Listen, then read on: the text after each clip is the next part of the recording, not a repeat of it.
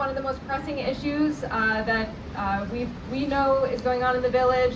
You speak to anyone, they know that the village has always had an issue. The village used to be called Drowned Meadow, and so it seems to be making a return to that name.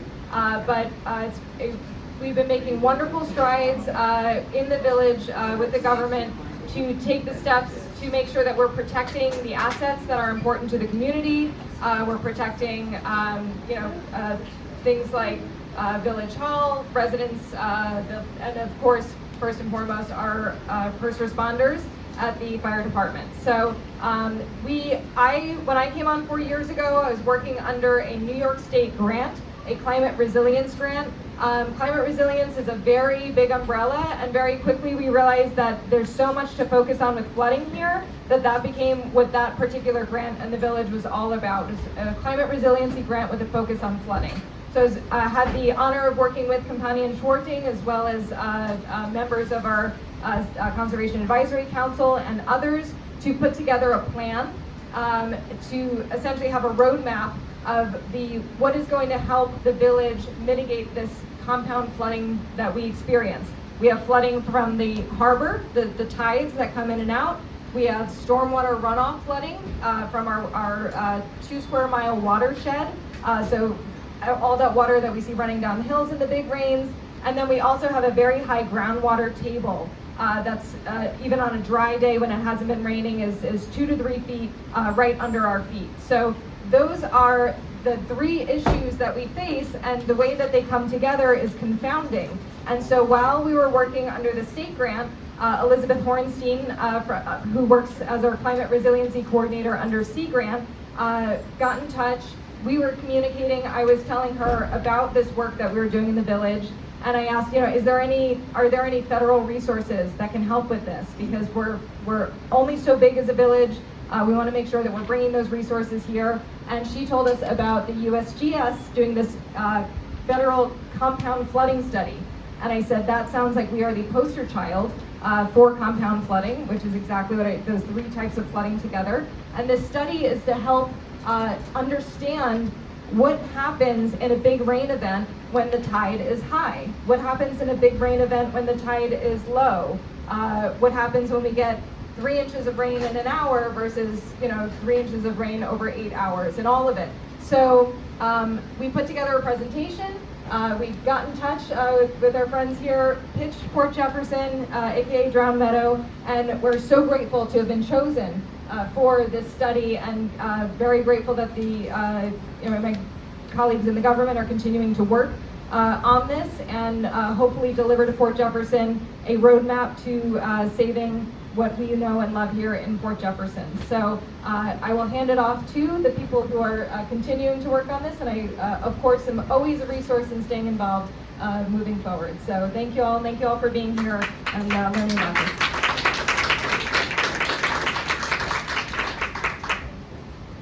Thank you. That was an awesome introduction and overview. Can I go home now? No. Yeah. That was perfect. So I'm glad this is finally working. I just have to bounce around to just a slide. So my name is Kris Masterson, and I work for the US Geological Survey, specifically the New York Water Science Center, and I'll get a bit to an explanation on that in a moment. Our study, it's got a long name, but it's a big problem, right? Am I good? Okay, thank you. Assessment of compound flood risk from the combined effects of sea level rise and storm surge, tidal and groundwater flooding, and stormwater. And I'm here today to present an overview of it.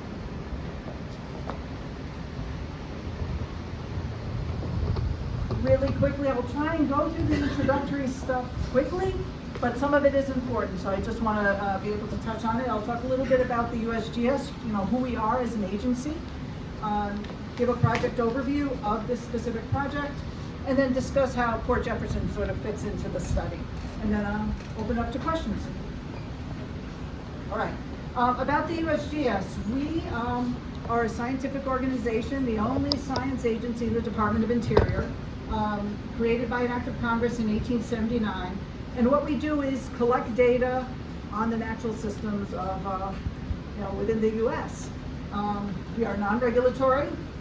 we don't create policy, but a lot of the information and data that we collect is used by decision makers, regulators, consulting engineers to create policy, to create solutions, to design mitigation measures. Another point is everything that we collect and all the information that we use in our studies is open to the public. It's one of the key aspects of the fundamental science practices that drive the agency's scientific efforts. And so all the information that's collected and all the analysis that we do is available to the public at the end of the study.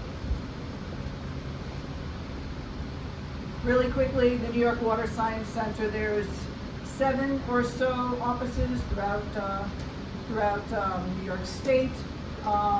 Listing of the cooperators here and the major science themes. And this is a project that's currently getting very close to the publication piece. It's the groundwater sustainability of Long Island aquifer system. And so this is just one example where there was extensive field work and groundwater modeling analysis that was done. And then this information is going to be turned over to decision makers to then sort of make decisions related to groundwater quantity on them. So just an example of the type of work that USGS does in New York. All right, a little bit of background to the compound flood study. It's part of the Long Island Sound Study. And the Long Island Sound Study was created by Congress in 1985 to address issues related to Long Island Sound. Now, when it was first created, it was really focused on water quality. But over time, there's been concern about resiliency and coastal effects and erosion. And so now it's been expanded. The focus has been expanded. USGS is part of the Long Island Sound Study. And there are different committees and work groups that focus on different issues. And so the compound flood risk study is funded by one of those work groups. It's who Elizabeth Hornstein works with. And it's, so our study is funded through the Sustainable and Resilient Communities Work Group, SRC. And the objective of the study is to develop a better understanding of the risks of compound flooding from the combined effects of storm surge, rainfall, groundwater. And it's a 3-year study. It's actually been extended to about four, maybe a little bit more years. And it consists of 2 phases. The first phase is more of a regional overview across the study area, and I'll show a map of that in the next slide. But it's really across the study area, which consists of southern Connecticut and all of Long Island, understanding how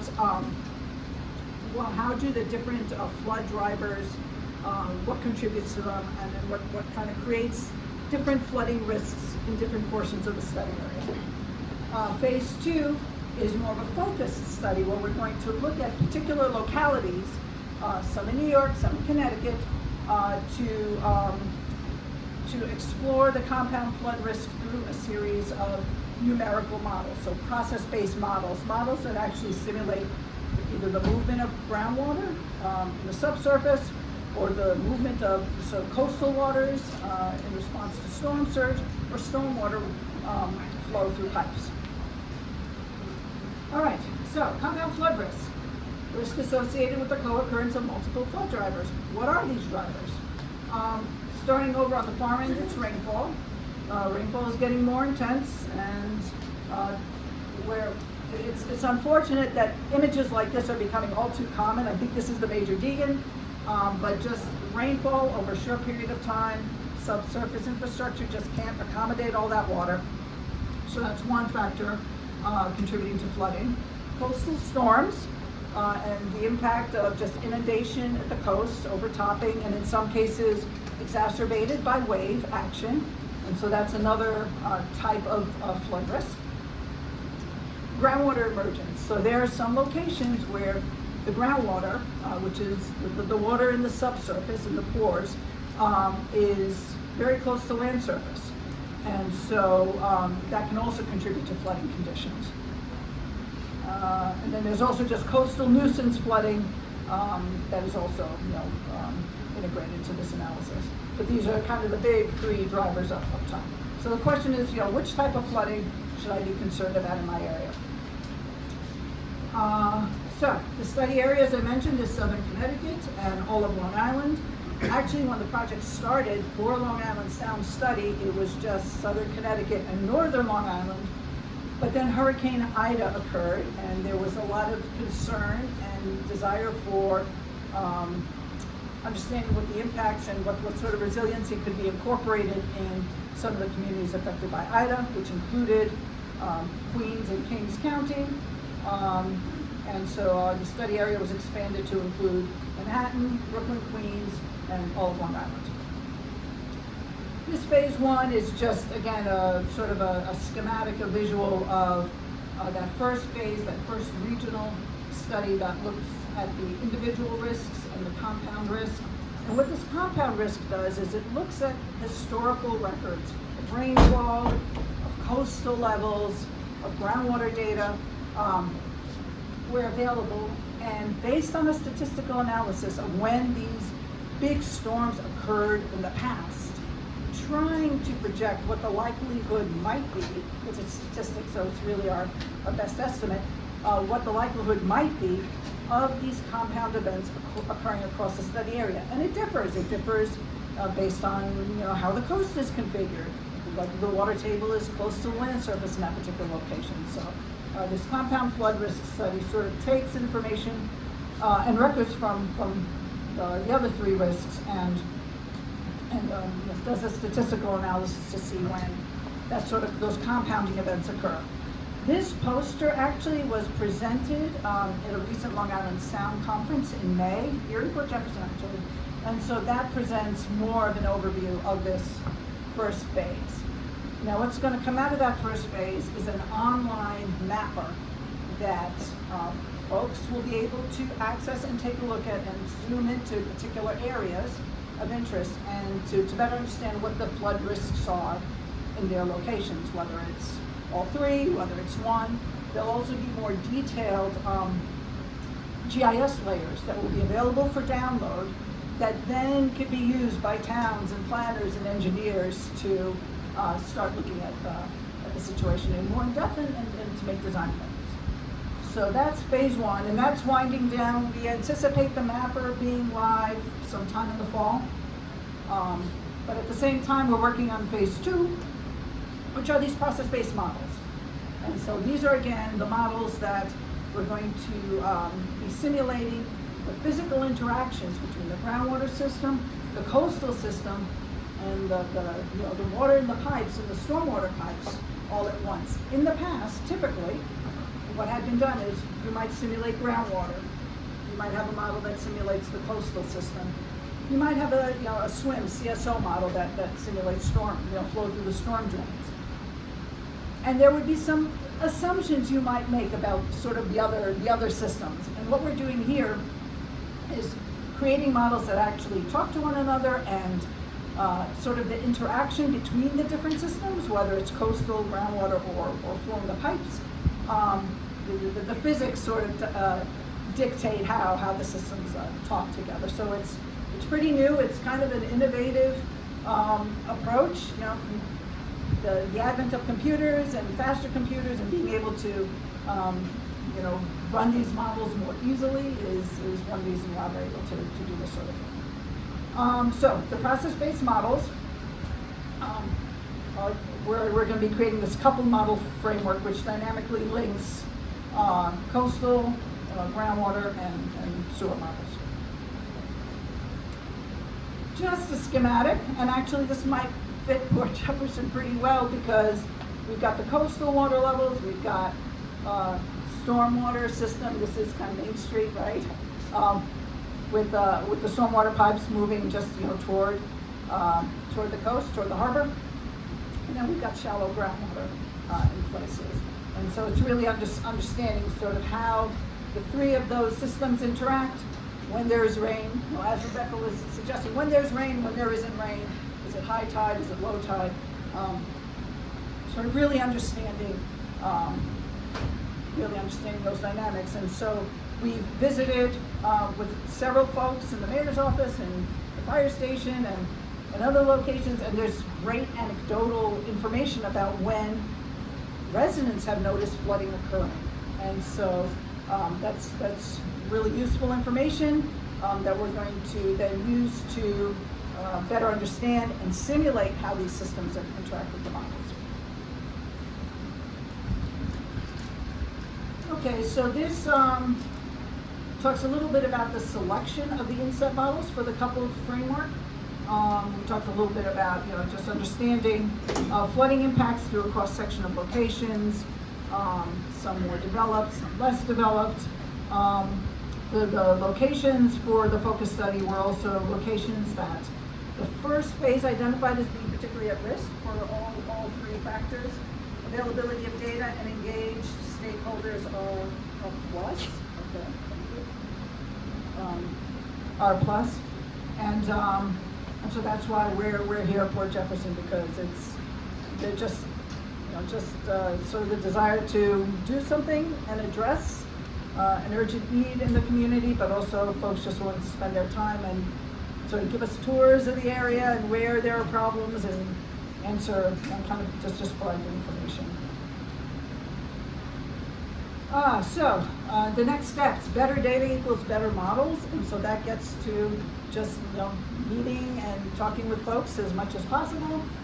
We're building off of a recently completed USGS regional groundwater flow model, so we're pretty confident that the groundwater understanding is a good starting point for the study. We're gathering local information on hydrogeology, local infrastructure, and so on. And so we've received copies of some reports that both give historical information about what the downtown area looked like, as well as kind of the configuration of the storm drain system. We're reviewing that information, and so we're aiming to develop this model framework by the end of the fall. Discuss some scenarios, with stakeholders to see what sort of questions need to be answered, and then we'll run those, document the study, and hoping to have the study completed by the end of next year, the end of calendar year 2025. So what is this? What we hope to accomplish here is to understand the mechanisms, how those three systems are tied together, in the hopes of identifying triggers or times when a particular driver could be addressed. So just helping us understand. Lots of data already to build on. These are just a couple of examples of USGS sites. There's a storm monitoring network. There's a flood event viewer if you want to see some of the data from that. There's also just water level and surface water level data available. We're also working with a professor from Syracuse University. There's a USGS funded water cycle project, and she is developing this automatic flood detection and monitoring using cameras that just look at flooding. And so she's prototyping it in Syracuse, and she'd like to test it some more in Port Jefferson, possibly next year. So all good stuff. So that's basically it. This is a federally funded project, funded by Long Island Sound Study. Stakeholder and community input is really important as we collect our data. Open data and work products, but that's about it.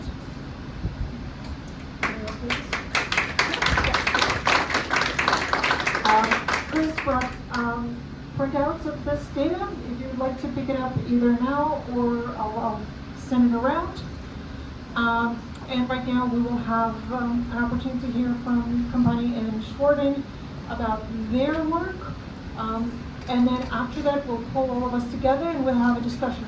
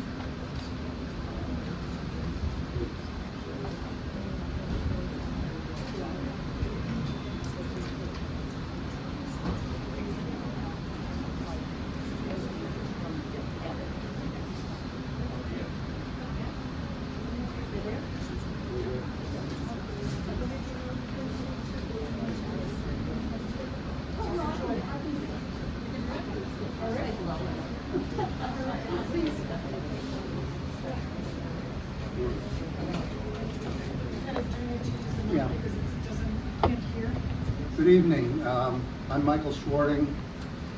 We have an office across the street. We're residents of the town, and we're working on this grant that we're discussing. Oops. It is on, it just needs to be closer. Yes, hi, I'm Campani, partner in Campani Scwharting, and so we are consultants to the village, the grant is to the village of Port Jefferson. And we're acting, I'm just saying that the grant, the New York State, Department of State grant to the village of Port Jefferson, we are acting as consultants to the village. We should also add that the village formed a project committee called a PAC. So we've been working with that committee in several presentations. We made a presentation in April of 23, which was our data collection, and we used a lot of data from USGS, and it's great to be able to partner in a way with that information and information that we can provide them that we've collected. So our first phase was data collection, and then we had a workshop on June 20th. It was at Village Hall, and we went from data to proposing projects. And I'll just say that that workshop is available on the Port Jefferson website. So we're going to give a very brief discussion of that here tonight, but if you want to see more, go to the website and you can watch. You can watch us present. So as I said, we presented a workshop of a number of projects. We had a community discussion. We had breakout sessions with each of the proposed projects and the community participating in that. And then we presented our thoughts together. And we will be moving on from those projects which the village has accepted to refine them to be part of the plan, which will become a source for in-the-ground projects to be implemented over time with more money. So this was the flyer that went out for the workshop.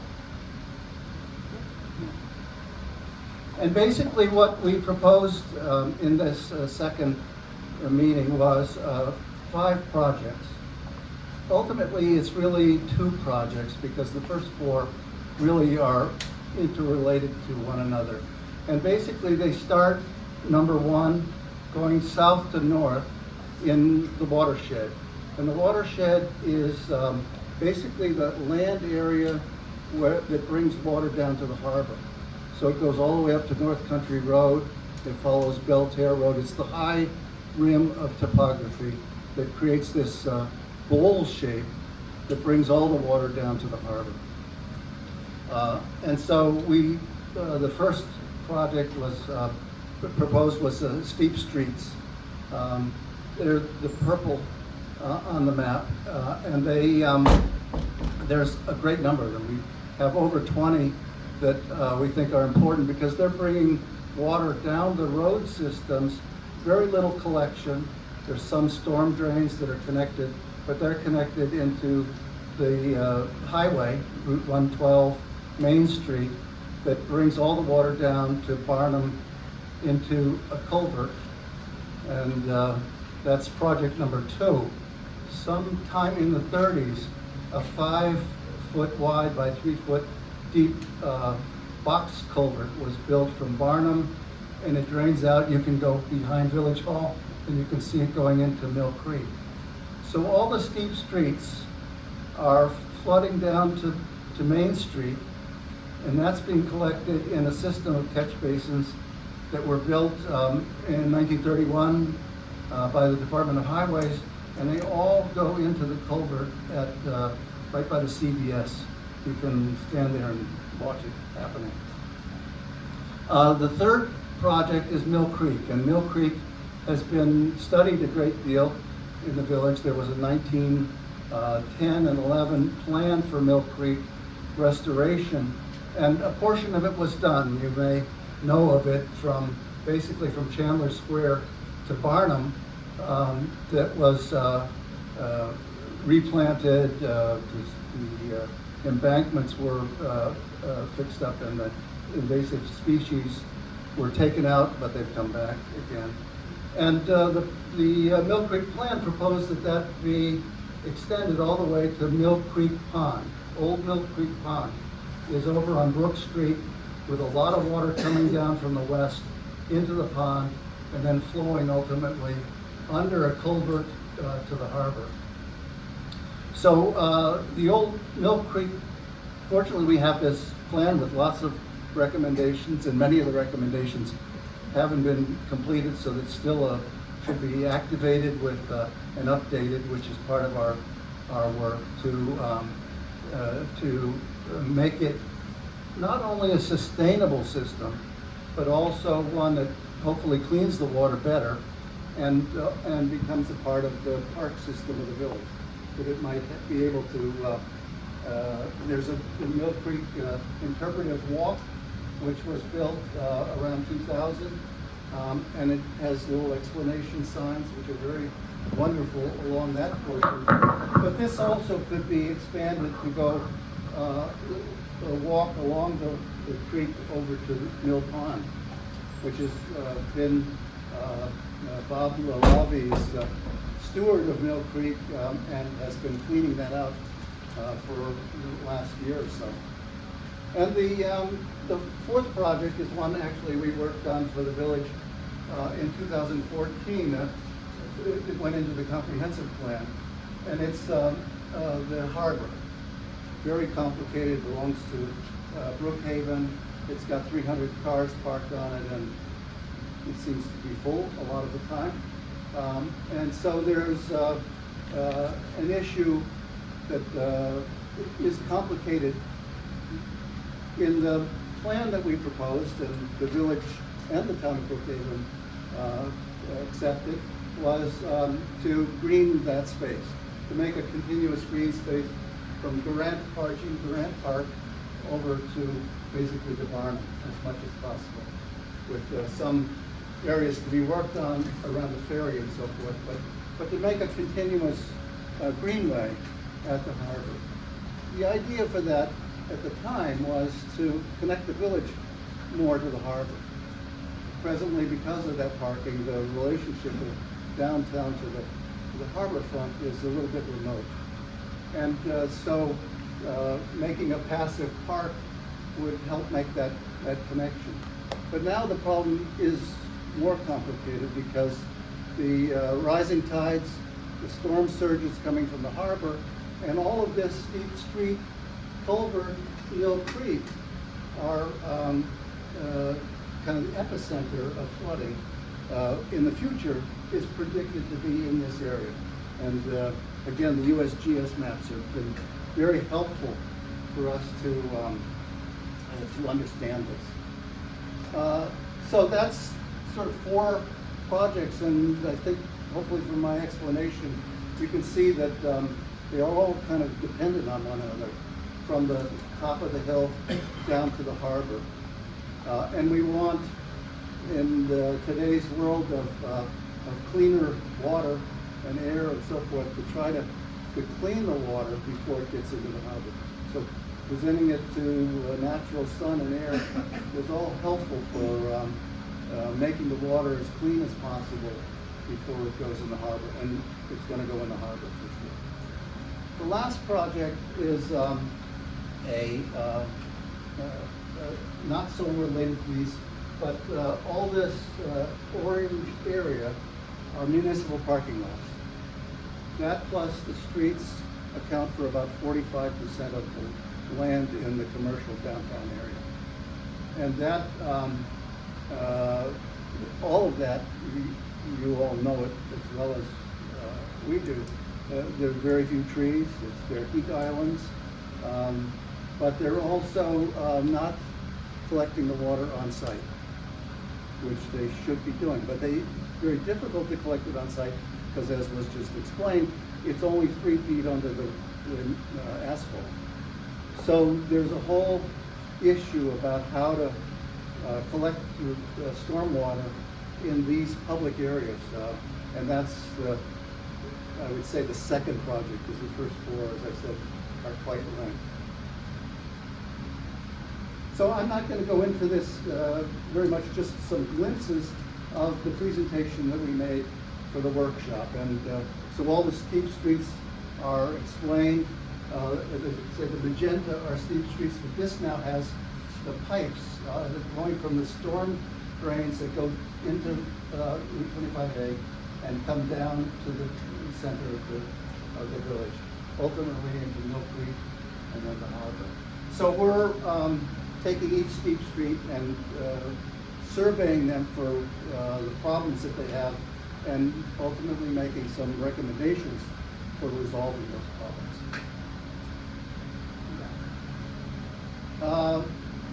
So we're looking for natural ways to do this, as opposed to kind of engineered solutions, which we all know well, the standard catch basin, which is piped from one catch basin to the next until it gets to where it's going to ultimately flow.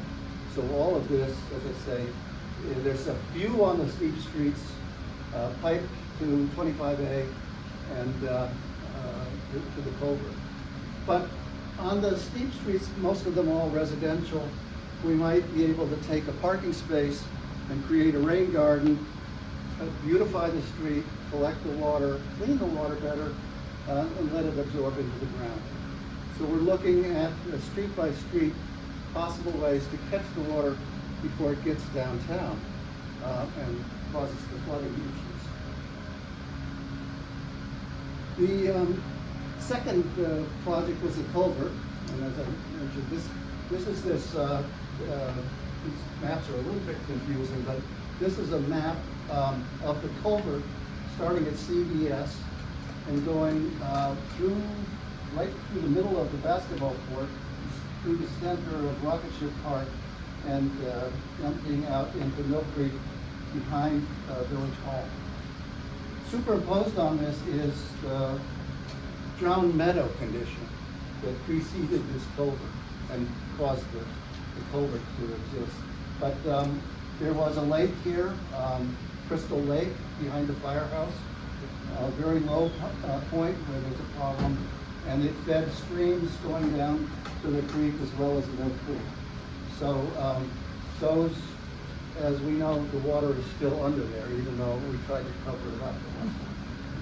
So one of our solutions that we're looking at, these two kind of are very similar, and this one's probably a little easier to see, is to create a kind of greenway from behind the fire station, but more importantly, in behind the Meadows parking and the Rocket Ship Park and so forth, into a series of ponds, which would become part of the character of the park system that the village is beginning to, with Jean Durant Park, beginning to develop in different ways.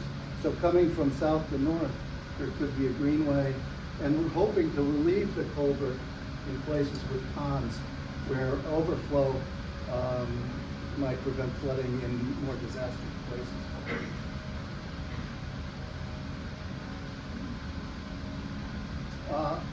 And then Mill Creek.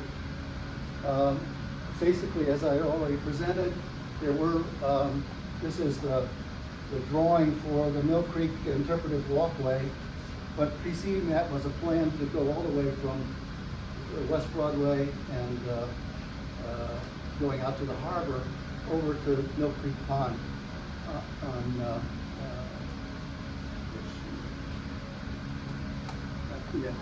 Brook Road. It all exists. Many of you might have done it. You can walk this. It's a footpath that could be developed into as an extension of the interpretive walkway to get to what has become very beautiful if you've gone by it, but it has flooding problems. Mill Creek Pond. And then finally the harbor. The harbor, as I said, we already studied this in the past, but not for issues of sustainability. And now we feel it needs to become a sponge. Actually that's almost a technical term, of a kind of water retention system. But one idea is to, and it was part of the Mill Creek plan, to extend the daylighting of the creek all the way to the harbor, and to make a feature of it in the park. So the sustainability issues could in fact become part of a kind of education, but also an interesting phenomenon to observe. So we're proposing to create, in this sort of bow tie up here, water collection, bioretention, a big one down in the corner. This is Main Street, West Broadway, East Broadway, which has a kind of epicenter of flooding like the fire department, to bring the water and clean it as much as possible before it gets to the harbor. This was part of our proposal years ago to convert this into this. And so this is the whole network. This is kind of zoomed out, the steep streets. It's a beautiful topographic map, so you can sort of see the issues of the runoff that comes from all these red lines down to this, which zooms in to our proposed development of the culvert, Mill Creek, and then the harbor.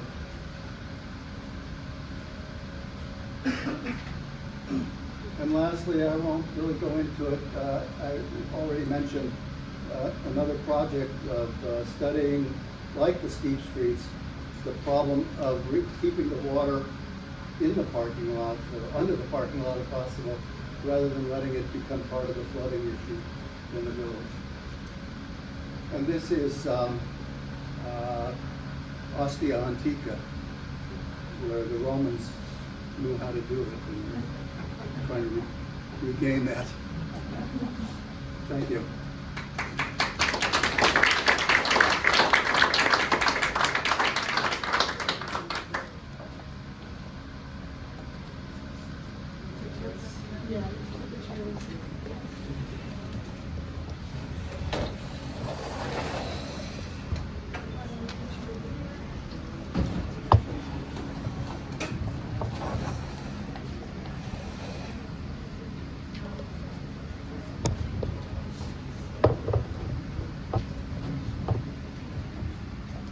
So let's open it up to the discussion.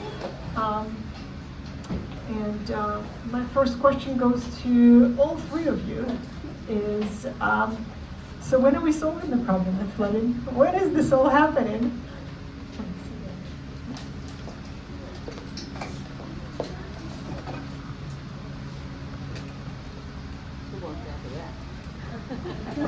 Well, I can speak a little bit to the timeline of the USGS study.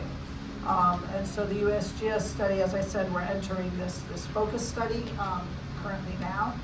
A lot of the tools that we will use, the models we will use, have already been developed, and we're testing them in the Greenport vicinity. Greenport has, groundwater close to the surface. It's a coastal community, actually has a sewer system, a small one, but a sewer system. So it provided a nice opportunity to kind of create a pilot. So the tools are being developed, and as I said, we hope to have the model framework created this fall, and run some scenarios. Well, hope to have the model framework created this fall, start understanding how the physics of the different systems are coupled, how they interact, and then simulate some scenarios in the spring. For example, what if for one of those locations where the retention ponds are located, what if we, in our models, didn't run the water all the way to the coast, but we, sequestered it, stored it somewhere? That could be a scenario, but we'll be running scenarios. We'll be soliciting input from stakeholders, but that might be one way that I guess that these two studies might interact. Yeah. I have a question for the lady. Yeah. This is all great. So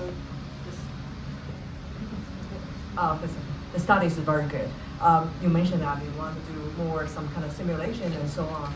Is it possible that using some of the funding instead of simulations, computer-driven and everything, you could incorporate some of the gentleman design on the thing as real prototype? Just like say, okay, we deploy this and to see actually solve it. So a little bit off the computer simulation, but a little bit more like prototype really on the real situation. Is your question whether we go ahead and construct it? Well, at least maybe use some of the study funding and then see, hey, we actually deployed this, 1, 2, 3, and then actually help and so on, instead of complete on the computer driven. Yeah, so our study was funded by Long Island Sound Study and EPA, and it's got a focused scope, and so we can't really deviate from that. We have to kind of follow through with the objectives of the study as it's been laid out. That's one response. Second, we're not design engineers.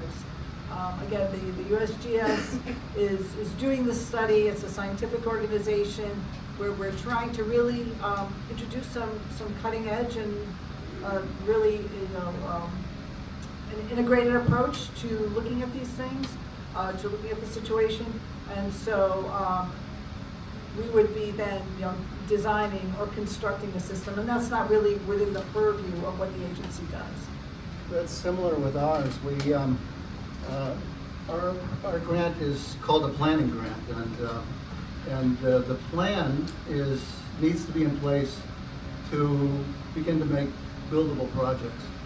So it's a kind of phased sequence that with our plan and the great information that we'll be getting with this study, then you can apply for grants for each project with its own budget and when it's to be started and completed and so forth. But the sequence is that they want the planning done so that there's a plan in place to make implementable projects from there.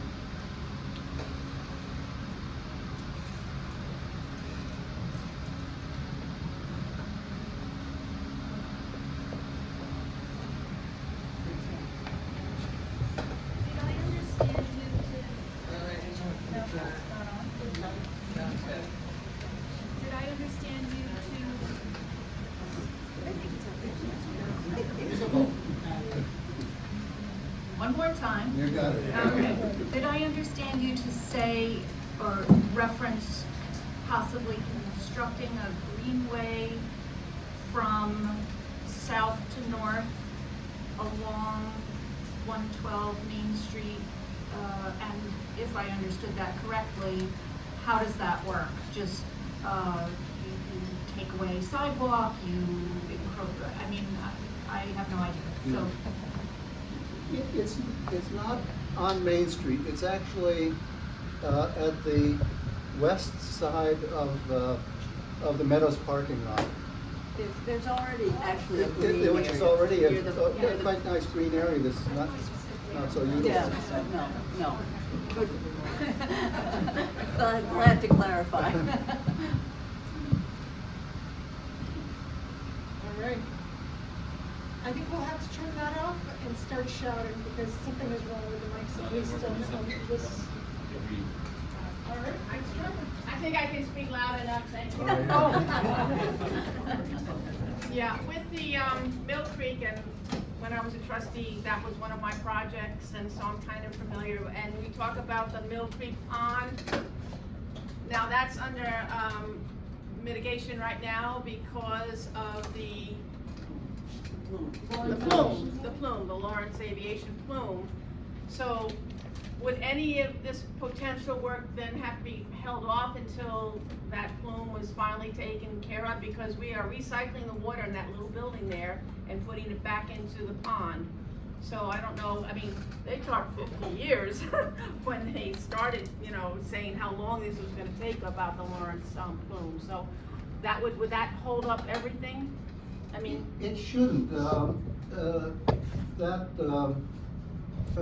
The plume actually creates the system of recirculating the water. An interesting little waterfall. If you go to the backside of the creek, you can you can see the water. So it's actually a nice little feature in that pond, and basically because it's this recycling system, there's no reason why. In fact, as I mentioned, Bob Laravi's been cleaning up the pond so you could actually see it and appreciate it, because it's really a pleasant, serene piece of water that the village could be part of the park system of the village. But that it shouldn't. The plume is only a problem in the fact that it's potentially still sending bad water to the harbor. If it can make it there. Yeah, that's right. Get it past the Phlagmites.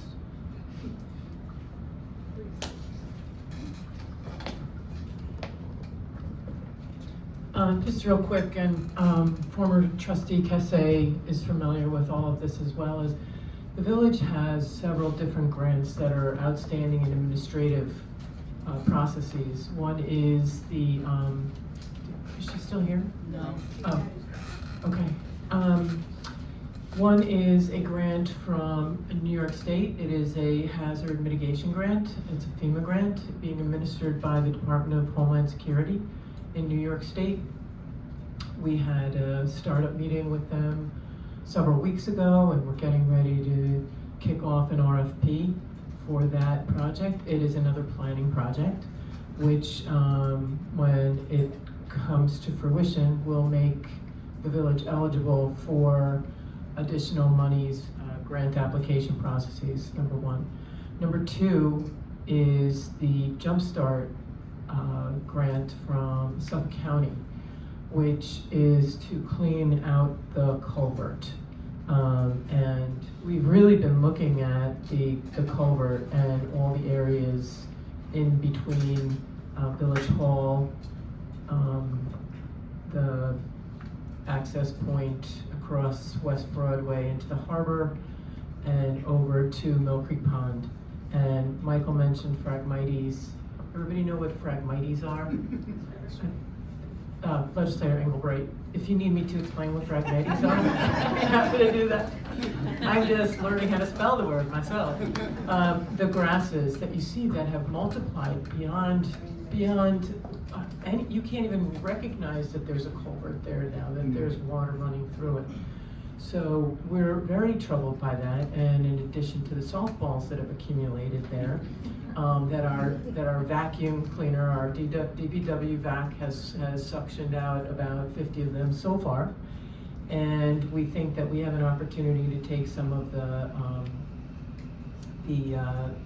accumulated silt that just has multiplied over the years.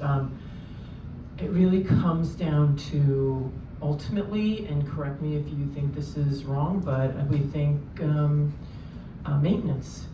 We've really not been maintaining these systems properly for a long time. So we're talking to an engineering firm who we're looking at creating a contract that obviously would have to be reviewed by the Board of Trustees and passed through and discussed to have a maintenance, a village infrastructure maintenance program that will be somewhat costly, but ultimately less costly than what we're looking at now. But with these two grants that we're looking at getting ready to kick off, they both lead to, as this grant is, more funding through federal and state agencies. And then finally, this is, Barbara, I don't know if you'll recognize this. You recognize this? Yeah, this is, we dug this up. We're digging up a lot of what do you call, artifacts from past administrations that are sitting there. We're pulling them out. We're introducing engineering firms to one another, or reintroducing them to one another, so that they can share information and come together and work off of each other's progress notes. And then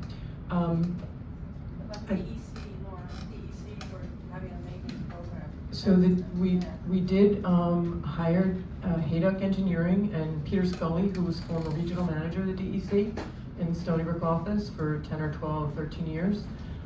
He is our representative. He's our environmental consultant, per se, engineering consultant, working with the DEC on our behalf for these types of things, because you just can't go in and pull phragmites out necessarily if it's abutting a coastal waterway, tidal waterway. So we're respecting all these requirements. It takes time. These requirements and regulations add time to the efforts that you're putting against these things, but we're very grateful to the USGS, and we also, Trustee Ugrinsky and I went to at the Stony Brook Research and Development Campus. We went to an open house, and as part of the open house, we toured this facility that we think you would love. It is called the Reality Deck. And it is 246 screens, monitors that highlight in fine detail super pixelated images of the storm surge in Sandy that they offered to the village to utilize this technology to showcase how the storm surges occur and would impact the village. And this might impact and help to contribute to what it is that you're trying to pull together for the village. So there's so much more, but just a quick update there. Any questions?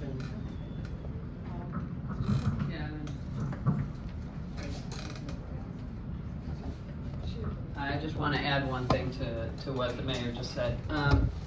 So what's interesting about this system is it's taking water movement and topographical imaging that is accurate to within a centimeter, and they're overlaying it. Okay, so there are human movement maps. So where are cars going? Where are people going? Where are they riding bicycles? Where are they walking? And they have the capability, I think, to interface with what you're doing. And you know, you were speaking about bringing different data sets together for the first time. And I think maybe just connecting you to that effort might be very useful to you and provide a visual image that, you know, humanity has not previously seen, right? That could be quite helpful. What is the name of the, I just wrote down SUNY, but what's the name of the department? CWIT. It's the Center for Excellence in Wireless and Information Technology. CWIT, in their Research and Development Park. And we can introduce you to the leadership there. There's a big movement in terms, just because, you know, there's more like high-tech cameras and stuff that I'm not even sort of equipped to talk about. You know, I'm a groundwater modeler, groundwater hydrologist by training, and so the team that we're working on includes, you know, statisticians and coastal modelers, but I know that our center and the Syracuse University example that I mentioned are all, you know, harnessing the power of the, you know, this big data and the ability to take, you know, kind of you know, camera images and inform, you know, just understanding where floods occur and how to address that. So that's really exciting. Thanks. In response to this is earlier on you mentioned the funding specific have stipulations or things. I'm a researcher myself, I'm a scientist. So I refer from the data experience. We publish paper, we do research, and later on actually we do real prototype, like Mars rovers and so on, and then actually have a snowball more funding from data. So I'm wondering, especially gentlemen have those long ideas, right? Would you like to take on and then perhaps really do something in Port Jefferson, and then it would be win-win situation for both you as continue research and get more funding, and also village would also be proudly be the prototype site, and that'd be one thing. And so if that's possible. And secondly, I see all those, your plan is really beautiful. I like that, especially the designs, and you just so very appealing, artistic as well as functional. But there's another thing is wondering, as you mentioned, like water is keep going, the harbor could be flooded as well. So instead of everything is covered or stream pipes go down to the harbor, is it possible actually just like parking lot, for example, instead of just have digging holes, creating storm drains and covered, why don't you maybe perhaps have some equipment collect on site and reuse those waters for irrigations or something else, so it doesn't have to maintain the harbors, causing problem down the road. Maybe now it's not, but storm warming, like global warming, is someday is going to, the harbor will be in trouble as well. So that's the second thing. Like, think about vertically. I mean, I don't know. It's like, for example, like agriculture. Maybe our town could build something vertical farm and then use those rainwaters, and then right on top of the parking lot, you can still park on the bottom, but perhaps top you can have some more revenue for agriculture stuff. But anything. The third thing I'm thinking about is, because I'm not sure I have another turns, so on the top actually, this is really, I know, the downtown is most severe problems because it's like sea level is it's just like so low and it's trouble from everywhere, from north, from south. But actually there's a lot of pocket of flooding areas I take a picture of. Many, like every rainfalls, I can see our court is always flooded, and especially fast waters, fast rains, or long-lasting rains. It's always flooding there. So, I mean, of course, it's not part of yours, but I just want to raise the question and say, actually, there's a lot of pocket of Port Jefferson Village because it's up and downs. There are a lot of flooding areas in addition to the main street or downtown area. Thank you. Well, you want all three answers? I think the idea of doing a prototype is something that could happen as soon as there's a project that everyone thinks is the right project to pursue. So there could be, as opposed to implementing the whole one of those projects that we present, you could do a prototype of one of the steep streets and just test it out. And if it works successfully, I think you're right, as it could catch on and make the process move a little bit more quickly. You know, and if I could sort of, I guess, also respond to your question. Our current focus is, our current scope is fixed per the agreement. That doesn't mean we can't pursue other avenues or funding opportunities, you know, in collaboration with the town and others too. So there are opportunities. You know, I'm sort of from the USGS end. I'm familiar with some of those funding streams. You all might be a bit familiar with others, and so there are opportunities. I think as we move from planning to even constructing a prototype, there's going to be a need for a lot of data collection. Mm-hmm. And so that might be a place where some of that cooperation can occur as we look to fund those efforts. So they gave me the microphone, so. Steve Engelbright, county legislator and geologist with a special interest in Long Island geology. So we're in the midst of a geological process of sea level rise. And it has many challenges that accompany that. Part of what's driving it, of course, is climate change with our weekly hurricanes that used to occur once a century. So we had one last Thursday, was it? It's almost weekly. So first, just a couple of observations, and then I have a couple of questions. But the first observation is that it's really heartening to see the planning and the thought, both at the mayor's office and thank you, and all of your work. I'm particularly taken with the idea of the rain gardens on the steep streets. because there's storage capability on those higher elevations. Even if the higher elevations aren't at the crest around the village, just 10 feet, 20 feet higher in elevation gives you 3 times the storage capacity in the ground of what you have now in the filled wetland that is downtown Fort Jefferson. So that's brilliant, and on the scale that you've put it out is something I haven't seen before. Rain gardens on that scale, I think could really make a big difference with rain. But we also have storm surge. Nobody mentioned yet the possibility that we may need to buy more time for the village by putting in floodgates at the mouth of the harbor. So I'm just wondering if you have a sense of what portion of the problem is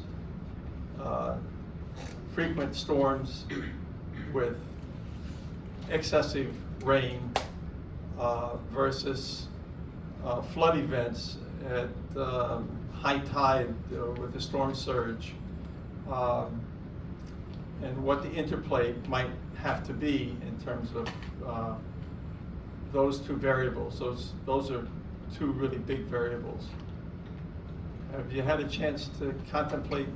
I know it would be extraordinarily expensive to put in floodgates, but if we're going to think big, this is the gateway to the county. Mhm. And I think federal money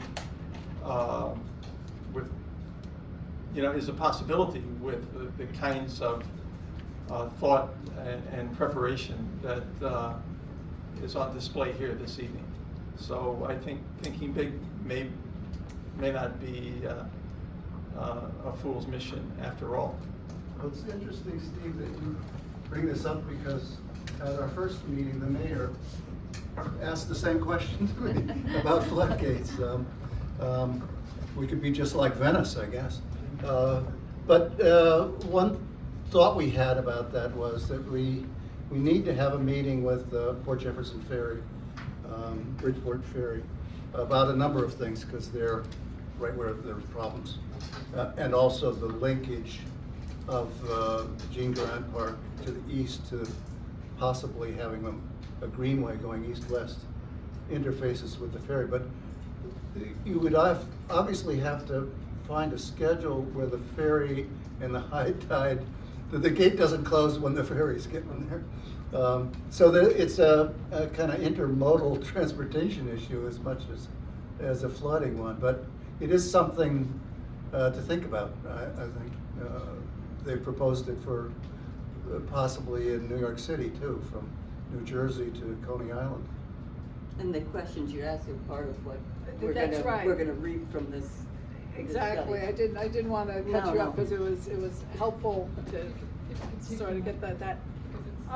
Can I talk really loud? If this is loud enough for everybody and not too loud for you all, I prefer that. Is this good? Or is that too loud? No. Okay. To the questions that you brought up. So one of the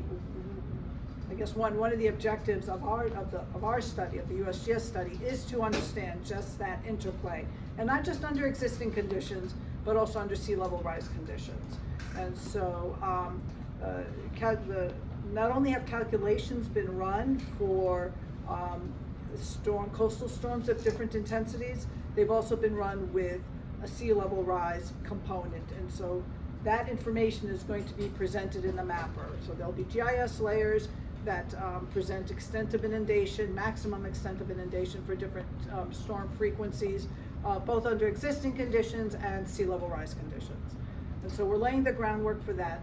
But then in phase 2 on the modeling end, again, what happens if you've got a lot of rain, it's a low water table period, and it's low tide. What sort of flooding might you get? or if it's a high tide condition. So just developing these models that are coupled, then there's a lot of effort that goes into it, and it's complicated. But then once it's constructed, you can run a number of scenarios that are really educational. And so that's where we hope to answer questions like that. You know, when is there the most risk of flooding, possibly under different rainfall intensities, possibly under different seasonal conditions in terms of where the water table is present, and then of course coastal. So.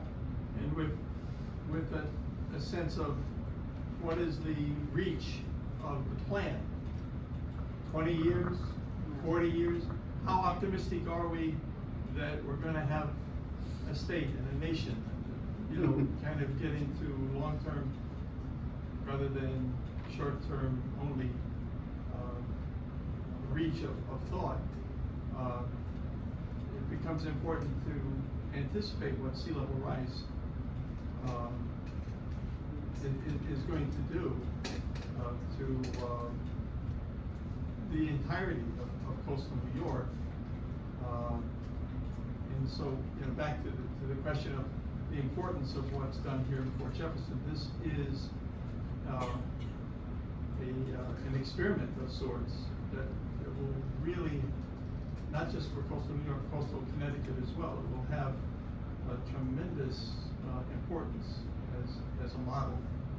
And so I hope that the plan actually has benchmarks of decades into the future and what to anticipate, at each of those timeline intervals. Yes, I think that's good advice.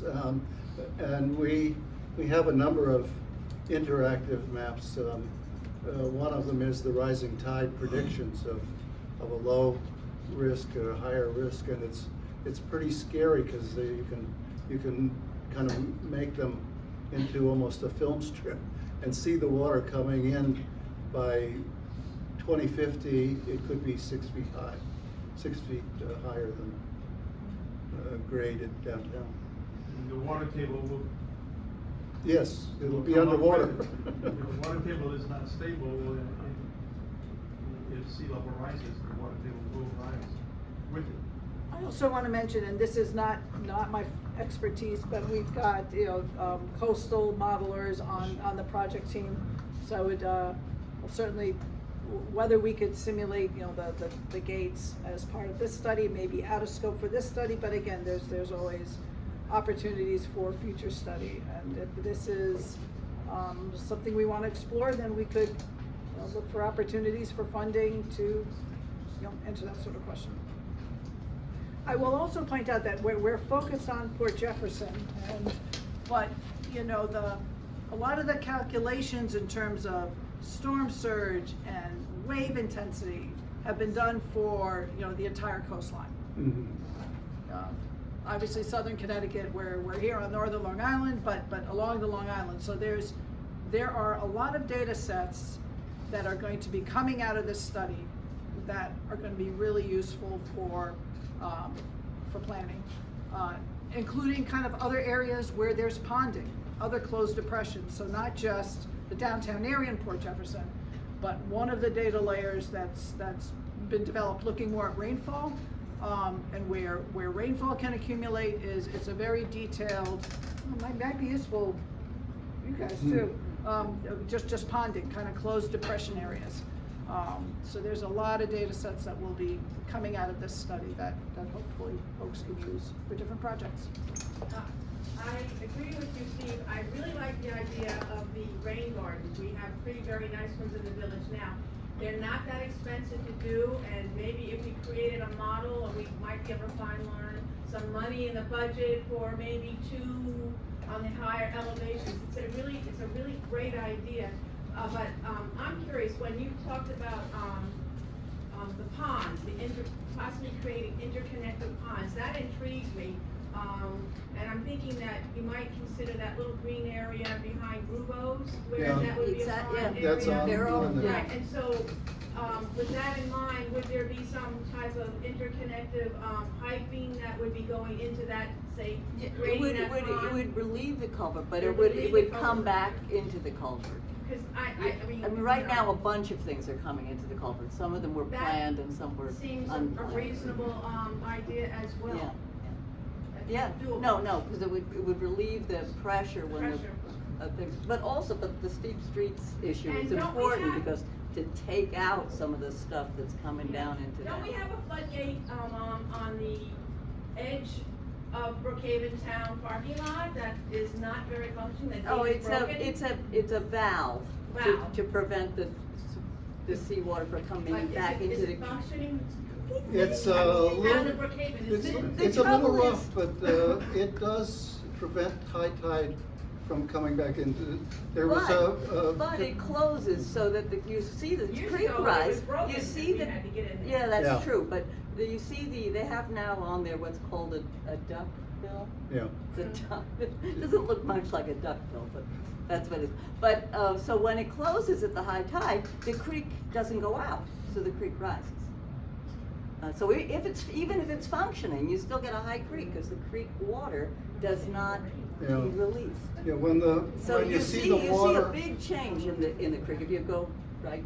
when you see where it is. the high water across the street from your office, it, isn't the tide coming in, it's the tide, the stream being blocked from getting to the harbor. So it's not, the brackish water doesn't go very far up the creek.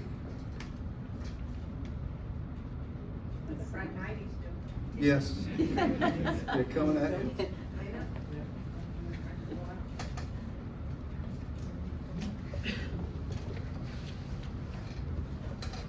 We have a lot of talk about a national power grid.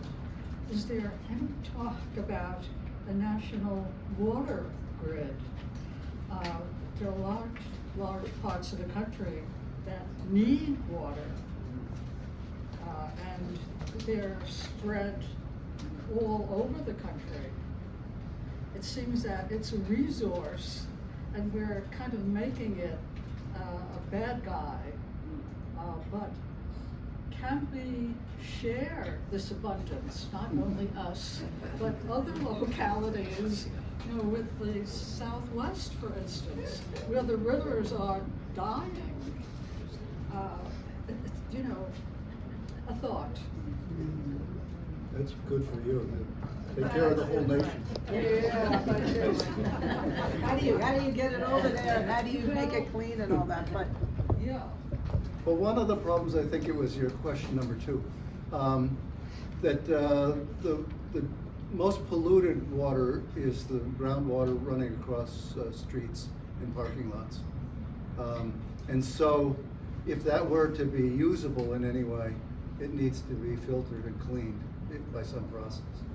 And now the natural process of it going into the ground and cleaning itself that way, or through the Mill Creek daylighting of it, are things that we're looking to do, but it's not very usable as is. It has to go through a lot of Because work. unless it's collected, I guess the during best, high rain Yeah. periods. If we could collect it before it I hit the assume ground. even water goes through the stream pipe or storm pipe or culvert, it's still not filtered right. So it should be deep down into the ground and then filter with plasma, right? So I'm not sure that filtering or unfiltering, but actually if they do some filtering, maybe actually make a good use of water. And another thing is, I think the main downside is those storm drains, culverts, they have like sediment and stuff blocking there. It's major hassle for maintaining. How to clean them? How many clean port in the field? Even if you build a clean port, and it still is down the road, the infrastructure not only once and set up, that's it, set for all, but actually it's constant budget draining to clean them. Otherwise, they're blocked. And Well, the village has over 200 storm drains, and one vacuum cleaner to clean them out. And the recommendation is that they should be cleaned twice a year. So that's 400 That's why I say cleanings. like anything underground is harder. If it's actually above or something slightly more easy to identify the problem and go to the spot, blocking spot, and then, I don't know. To me, down on the pipe, yeah, there's like, we don't see it nice and nothing blocking anything. But the downside is really maintenance fees. Yeah. Too expensive. Well, I think the mayor brought that up, and it's a thing that we've been concerned about from the beginning, is that there's, all these things require even more maintenance.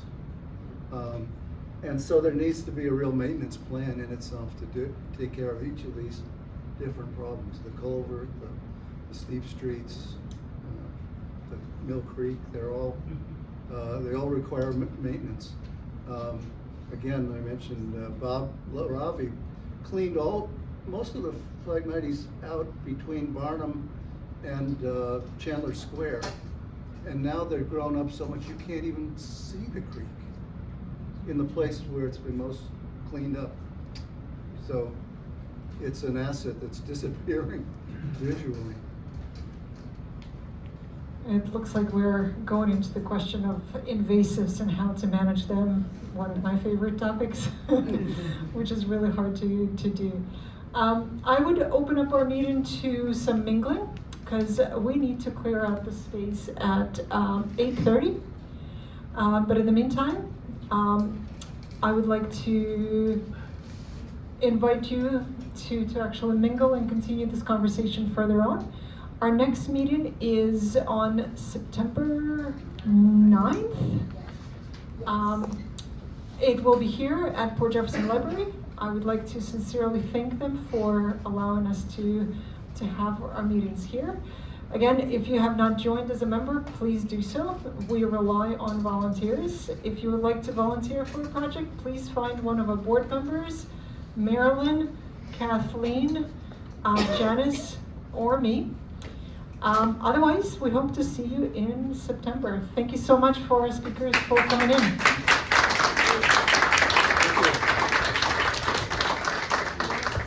We have a handout that was at the